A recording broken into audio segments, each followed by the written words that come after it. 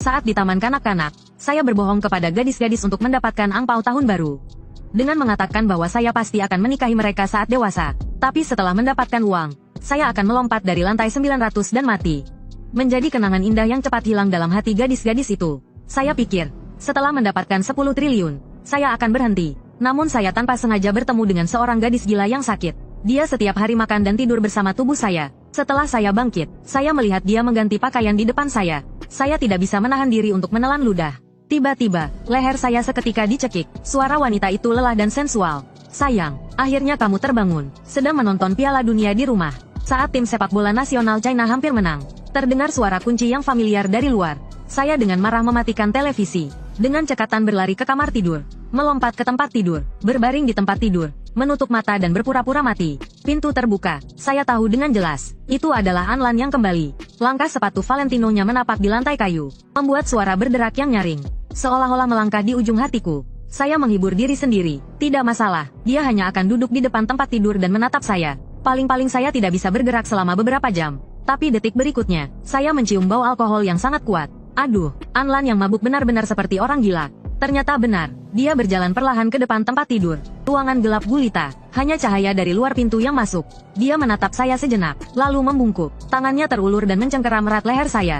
Mencium saya dengan liar. Sayang, aku merindukanmu. Wajahnya yang dingin, hanya sejarak 1 inci. Saya tidak berani bergerak sedikit pun. Seperti boneka kain yang pasrah.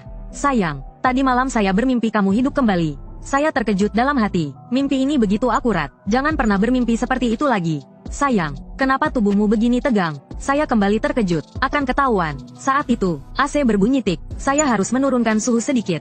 Jangan sampai suamiku kepanasan. Aduh, otakku yang tidak bisa diselamatkan ini.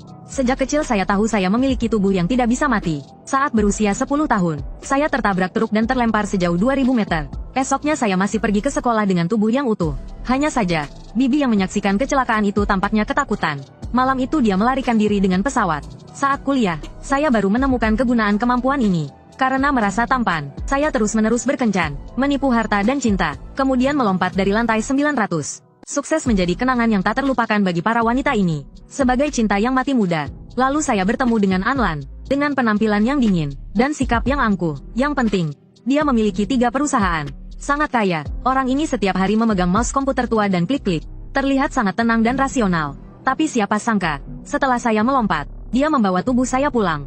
Diletakkan di tempat tidur pendingin yang sudah dipesan khusus. Setiap pulang kerja, dia menghabiskan 2,5 jam menatap tubuh saya, dari kepala hingga kaki. Setiap helai rambut tak terlewatkan. Setiap hari setelah bangkit, saya merasa sangat ketakutan. Gila, dia benar-benar gila. Siapa yang makan dan tidur bersama orang baik dan kenangan mati muda? Sampai cium-ciuman, Anlan. Setelah cukup mencium, bangkit untuk mandi. Di bawah cahaya kuning redup, wanita itu dengan jari-jari panjang dan putih memegang ujung jas. Dengan perlahan menariknya ke bawah.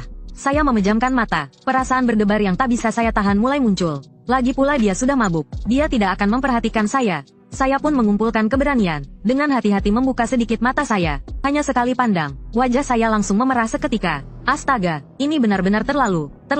Saya menelan ludah dengan perasaan gelisah. Tapi tiba-tiba wanita di depan saya berhenti bergerak. Saat saya terkejut, sebuah tangan tiba-tiba memegang erat leher saya. Dia membungkuk, suara rendah dan menggoda keluar dari bibirnya. Sayang, akhirnya kamu terbangun. Terungkap, saya takut sampai tidak berani bergerak.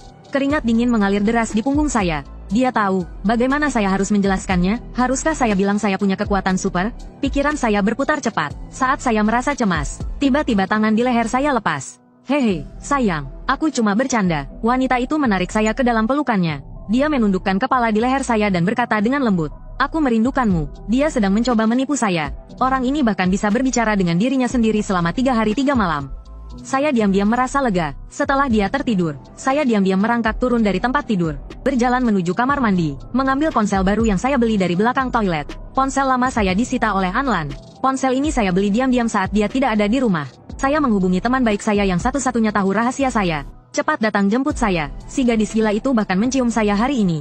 Dia tidak tahu kalau saya sudah mati, kan? Teman baik saya dengan terkejut berkata, apa? Tidak mungkin. Apakah Anlan belum menyerah? Masih setiap hari meninggalkan tubuhmu di rumah? Masih mencium kamu? Saya menggaruk-garuk kepala dengan marah. Saya takut jika terus berada di sini. Saya akan tidak bisa menahan diri lagi. Sing, bagaimana? Kamu harus menjemput saya begitu dia tidak ada di rumah. Katakan saja bahwa kamu akan membawa saya kembali untuk dikubur dengan layak. Jika tidak, saya tidak akan tenang meskipun sudah mati. Kami langsung membuat rencana. Saya sudah memberitahu teman baik saya tentang kode rumah. Tidak perlu khawatir Anlan curiga. Keesokan harinya, Anlan pergi ke kantor. Teman baik saya menunggu saya di luar. Mobil merah Maserati mengeluarkan suara gemuruh. Teman baik saya mendorong kacamata hitamnya dan melambaikan tangan. Ayo, kakak yang hidup kembali. Saya masih meremehkan seberapa parah gangguan psikologis Anlan. Setelah dia mendengar bahwa saya sudah menjadi abu dan dikubur, dia seperti orang gila berlari ke kuburan, menggali kubur saya dengan tangannya, hingga 10 jari tangannya berdarah. Darah mengalir. Setelah lelah menggali, dia memeluk batu nisan saya yang dingin dan menangis. Suamiku di mana? Saya bersembunyi di balik pohon dan merasa sangat terharu. Mungkin saya harus mengaku saja. Teman baik saya menarik saya. Tidak heran kamu tidur bersama orang itu. Dia gila. Dan kamu juga gila. Jika kamu keluar sekarang, apakah itu kejutan atau ketakutan? Siapa tahu dia akan membawa kamu ke pusat penelitian manusia yang khusus. Saya merasa hati saya sangat sakit. Tapi, wanita itu tidak akan habisnya. Kita tidak kekurangan satu. Jangan pernah menyerah pada satu pohon hanya untuk sebuah hutan. Ayo, saya baru membuka bar. Dengan 10 pelayan cantik, pasti kamu akan betah. Di ruang VIP, teman baik saya memimpin 10 pelayan cantik untuk menyajikan minuman, memijat, dan mengurut kaki saya. Saya tertawa hingga hampir robek mulut saya. Anlan sudah lama saya lupakan. Tiba-tiba pintu ruang VIP terbuka. Siapa ini? Begitu tidak sopan. Teman baik saya terlihat tidak senang. Yang masuk adalah seorang pelayan. Di belakangnya ada sekelompok orang. Pelayan itu menyadari dia salah masuk. Segera minta maaf. Maaf, saya salah masuk. Setelah itu, dia menutup pintu dan siap pergi. Saya secara insting mengangkat kepala. Di celah pintu yang hampir tertutup, saya bertemu pandang dengan seorang wanita yang matanya bengkak karena menangis. Tidak mungkin, itu Anlan. Dia juga melihat saya. Wajahnya menunjukkan ekspresi terkejut dan tidak percaya. Tunggu, dia melambaikan tangan untuk menghentikan pelayan. Dia mencoba mendorong pintu untuk masuk. Saya ketakutan dan melompat. Saya meraih teman baik saya. Cepat, lindungi saya. Anlan sudah berjalan masuk. Matanya yang hitam pekat dipenuhi cahaya berbahaya. Seperti pemburu yang siap menerkam. Saya mundur terus. Teman baik saya melindungi saya di belakangnya. Nyonya, apa maksud Anda? Masuk tanpa izin. Anlan tidak menghiraukannya. Tatapannya tertuju pada saya. Dengan dingin dia berkata, ayo ke sini. Teman baik saya menggerakkan tangannya di depan dia. Nyonya, apa Anda salah orang? Hanya ada kami berdua di sini. Tangan lainnya secara diam-diam memberi isyarat. Pelayan di belakangnya mengerti isyarat. Dengan cepat menutup kepala Anlan dengan kantong plastik hitam. Dalam kekacauan, saya melarikan diri melalui pintu samping. Saat hidup saya tidak tenang. Saat mati pun saya tidak bisa tenang. Saya berjalan di gang sambil menyindir diri sendiri. Tiba-tiba, sebuah tangan kecil muncul dari kegelapan, menarik saya ke dalam pelukan yang hangat. Saat saya dipeluk, kulit kepala saya hampir meledak. Tolong, saya berteriak sambil meronta. Tubuh kecil itu memeluk saya lebih erat. SST, Wu Cheng, jangan teriak. Ini aku. Tunggu, dia mengenali saya. Suara ini sangat familiar. Saya berhenti meronta. Orang itu juga melepaskan saya. Saya berbalik, tepat bertemu dengan sepasang mata yang indah. Jiang Ruk, saya terkagum. Anak tetangga saya, teman masa kecil saya. Bagaimana kamu bisa di sini? Bukankah kamu pergi ke luar negeri? 7 tahun tanpa kabar. Saya kira kamu sudah tidak ada. Apa yang kamu katakan? Bar ini adalah investasi saya dan teman-teman. Saya hanya ingin keluar melalui pintu belakang untuk menghirup udara segar. Tak disangka bertemu denganmu. Jiang Ruk kembali memeluk saya. Kamu tahu betapa aku merindukanmu? Saya ragu sejenak, tapi akhirnya saya memeluknya kembali. Kamu kuliah di mana? Di Jerman. Kamu tidak tahu, 3 tahun itu adalah 7 tahun terberat dalam hidup saya. Yang penting, kamu selamat. Saya menghiburnya. Jiang Ruk berkata setengah bercanda. Sebenarnya, saya berencana langsung datang mencarimu setelah pesawat mendarat. Tapi makanan di sini terlalu enak. Saya makan sampai ketiduran. Saya menyentuh kepalanya seperti waktu kecil. Sudahlah.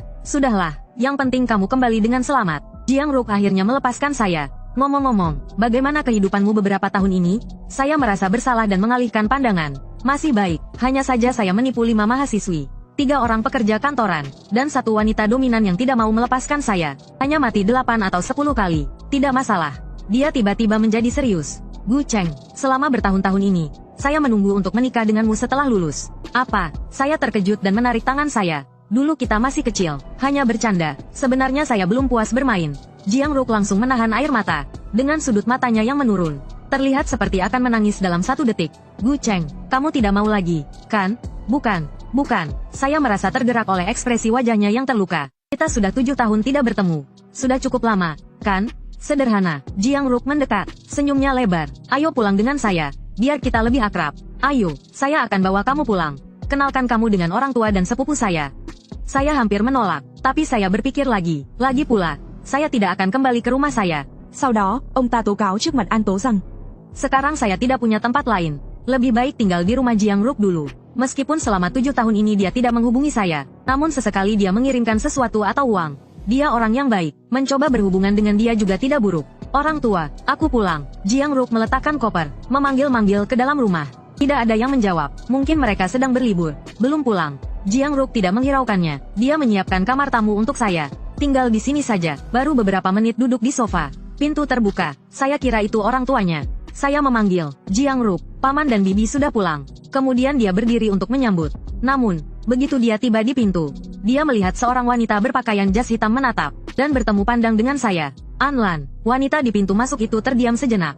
Mata yang tadinya biasa saja menjadi sulit dipahami. Sayang, saya hampir terdiam karena tatapannya yang membuat saya terpaku. Punggung saya terasa dingin. Betapa kebetulan saya harus bertemu dengan ini.